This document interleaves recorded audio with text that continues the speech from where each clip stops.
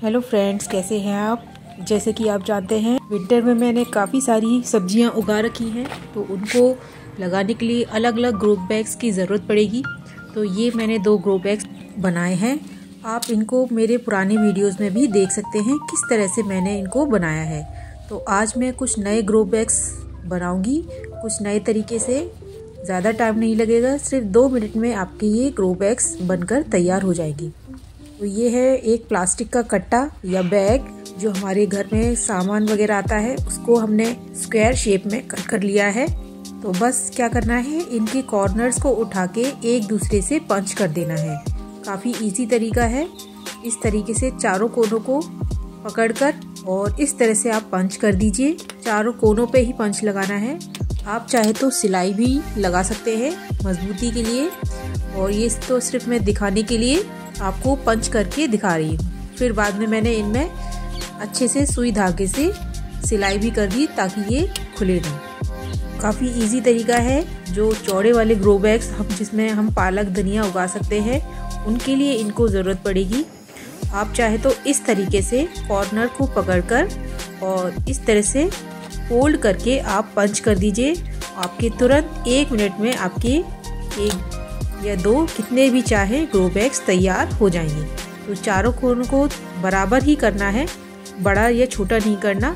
और चारों कोनों पे हम इस तरह से पंच लगा देंगे, या सिलाई भी आप लगा सकते हो। नहीं चाहे आप इसमें सब्जियां उगाना चाहे। अब हर चीज़ के लिए हम बाज़ार से नहीं खरीद सकते, और ज़्यादातर मैं तो घर में पड़ी हुई चीज़ों को ही ज़्यादातर इस्तेमाल करती हूँ।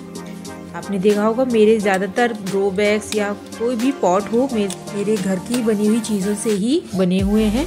तो ये ग्रो बैग्स आप कोई भी पत्तेदार सब्जियां हैं उनको इस्तेमाल करने में ला सकते हैं, या आप कोई भी पॉटिंग मिक्सचर बना रहे हैं तो डायरेक्ट ज़मीन पे ना रख के इसमें आप डालकर रीयूज़ कर सकते हैं। तो मुझे कोई बीज वगैरह लगाना नहीं है, तो इसको मैं सिर्फ अभी पॉटिंग मिक्सचर बनाने के लिए इस्तेमाल करूँगी।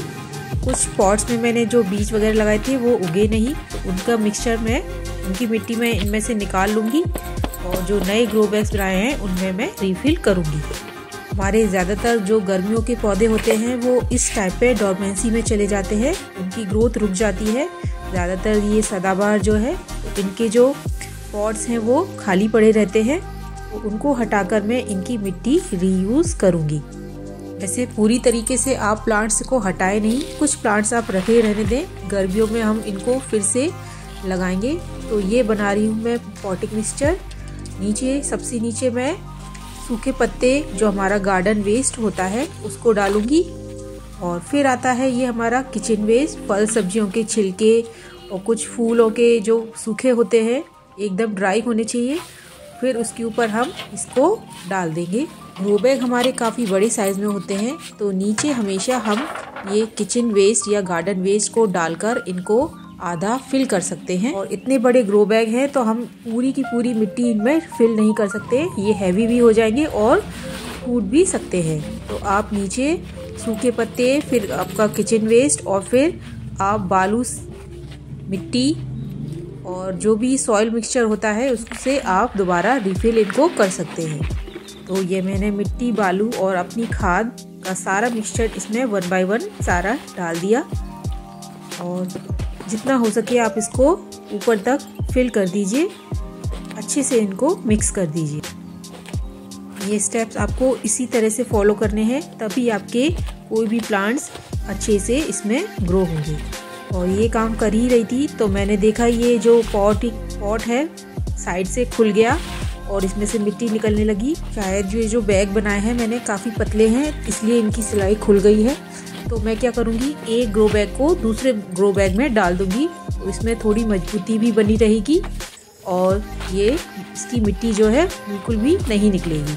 इस तरह से मैंने एक ग्रो बैग ही बना पाया, और दूसरे ग्रो बैग को इसके साइड से लगा दिया।